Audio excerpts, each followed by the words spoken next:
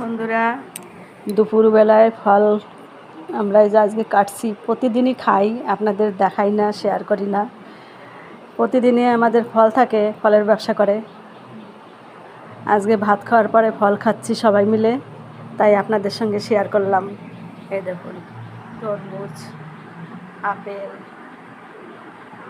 পেয়ারা,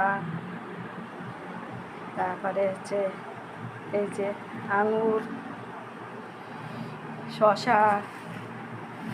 এই ফলগুলো সব আজকে কেটেছি, দেখি নষ্ট হয়ে যাবে। মানে প্রতিদিনই আমারই খাওয়া পড়ে বেশি, আর কেউ খায় না।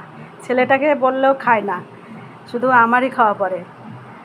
ওই জন্যে আজকে দেখি সবাইকে বললাম যে ফল খেতে হবে, আমি কেটেছি 1 প্লেট কেটেছি।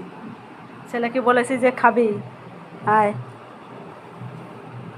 নাও নাও, শুভ আসো আসো, তরমুজ খাও, তুমি তো তরমুজ ভালো খাও। ও পেয়ারা খায় না, তরমুজ খায় একটু, আর ওই আঙুর খায়।